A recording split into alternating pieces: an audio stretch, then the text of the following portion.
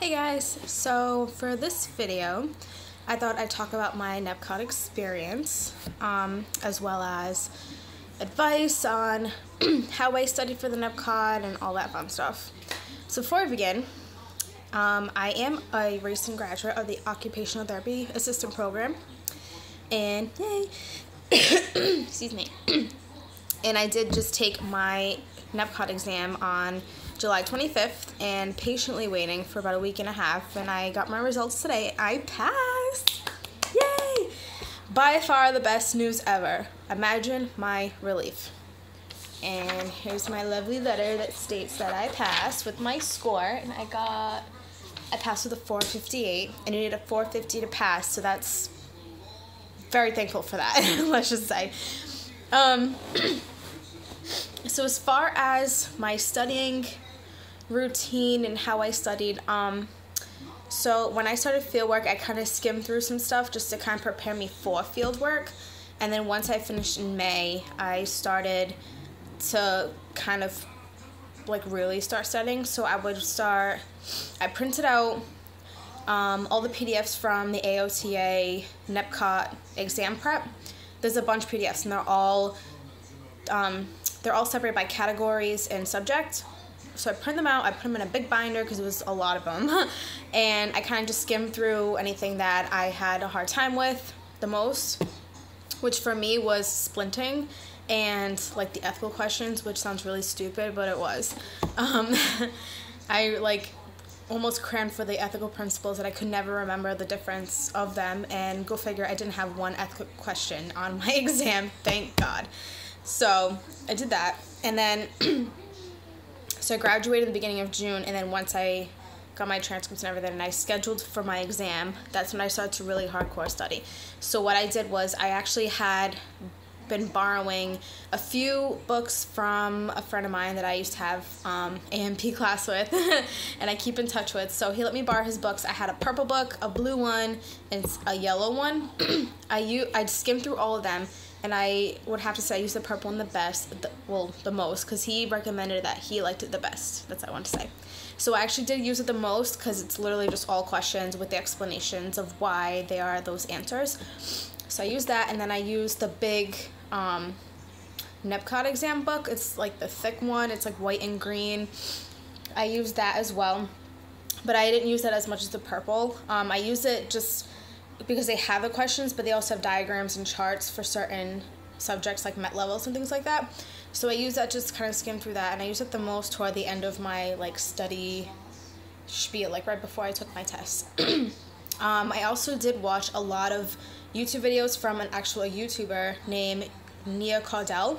She's the best, seriously. I watched every single one of her videos leading up to my exam.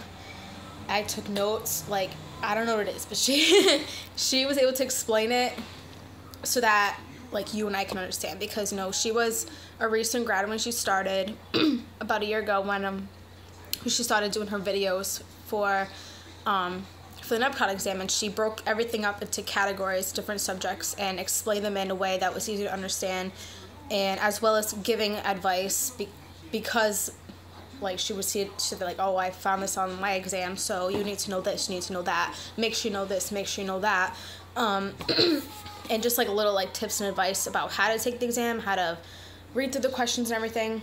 So did that. That was the best. I also saw her Instagram account. She would have pictures and videos of like different treatment ideas.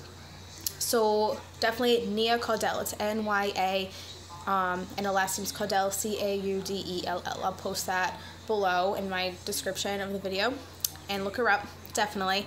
So did that. So as far as the actual testing, so it was definitely the hardest test in the world, not gonna lie.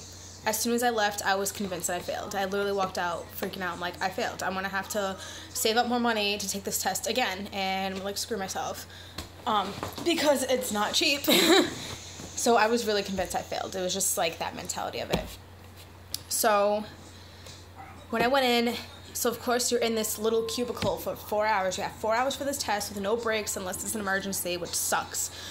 So of course I was antsy by hour 2.5, like going in my chair, like moving my legs, crossing my legs, like sitting Indian style and everything, just to like get comfortable and uncomfortable. It was just so annoying, and I was just so antsy and ready to get out of there. Luckily I did finish with an hour and a half left, which was awesome because I was just dying to get out of there. As far as how I did it and advice that people gave me before I went in, I just found crumbs on me. I just ate pizza. Sorry. It's terrible. So I was told, well, before that, I did study with a few people. Two very important people in my life. One is my best friend, another is my sister-in-law, which I'm very close with both. They're both OTR, so they helped me study with like little pub quizzes or just going over some information and diagnosis that I wasn't too familiar with greatly, which is a huge help. They're the best, definitely. As well as one of my fieldwork educators that I met up with, my second rotation, I met up with her because she lives near me, and I was with her for a few hours and just looked over the questions, and she gave me advice and like how to kind of like read the question, and she kind of broke it down in a way that I can understand, like, okay, let me read it, rephrase it for you so you can kind of get what the question's talking about, as well as explaining the answer, because she's been doing it for 25 plus years, so she kind of knows what she's talking about.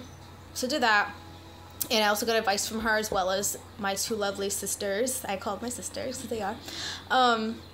So I was told, when you take your exam, never, ever leave any question blank. Do the best you can and not leave anything blank. Because even if you have like 5 minutes left or 5 seconds left, just like click a random answer, because you may have a chance of getting it right. And if you get anything wrong and end up failing because you had blank questions, then like who would have known? Like you would have had that chance, even if it's just 1 point, and like you don't want to risk that. So do the best you can and finish every single answer, even if you're running out of time. Just click whatever, like B, or whatever. Just pick it. So there's that. And as far as reading the question, definitely take your time reading the question. Even though you have 4 hours, and that can go by quick or slow, depending on how you feel that day, really make sure you read the question carefully. Because there could be key words in that question that you may miss and may affect your answer. For example, if there's a question about, if there's a question that regards evaluating a patient, and like one of the answers say like let's say the answer is like consult OTR to do an evaluation and like whatever, there can be certain keywords in that question that can really trick you. So if that question says no screening or whatever, or if it says to screen, then yeah, if it says to screen the patient in the question, then yeah, go for the eval. If it doesn't, and one of the answers are to say screen it, then I would say screen, because there was no evidence in the question to say automatically go for the evaluation. You know what I mean? So like that's just an example. I don't know if that makes sense, but basically look for keywords, because that could affect your answer, and you don't want to screw up your answer. So really take your time, read the question, look for those little details and those little keywords. Also, I did take a few moments throughout those few hours of agony to just kind of just stop reading the question and just literally take a breather, take a break for a minute or two, and just kind of like chill out, because my brain was literally getting fried. I was literally like sitting like this at the desk, like, okay, breathe. I'm like rubbing my head and like stretching out like this, like just kind of like taking a breather and just kind of clear my head a little bit so I don't overwhelm myself. So it doesn't hurt to take a minute or two every once in a blue moon to just kind of like chill out. It's okay. What else did I do? So like I said, with the PDFs, I did skim those just for the areas that I needed the most help with. Like it literally was just like those key points and those outlines of more important information of those categories that were really helpful. And I still have those PDFs because they're pretty awesome, and I don't want to get rid of them just because they have those key points. What else? I think that's it as far as my little nbcot journey. So yeah, I'm just in the process of waiting for my licenses. I applied for Massachusetts and Rhode Island because I live so close to either, so why not? So I just did that. I'm just waiting on those. I did start looking for jobs. I kind of sent out resumes a couple months back when I was after I finished up field work, just to kind of get my name out there, but wasn't really any help because I didn't have anything. I did get a couple phone calls, but it was a lot like, oh, keep us updated on when you get your test results and all that fun stuff. But I did start looking for jobs again today, sending out my resumes today, now that I have the certification and pending licenses, so we shall see how that works out. And if you have any questions, concerns, comments, feel free to comment below or message me, and that's pretty much it. Yay! Officially Coda! Yay! Crazy 2 years, but it was so worth it. Would I do it again? I have no idea. But I'm glad it's over.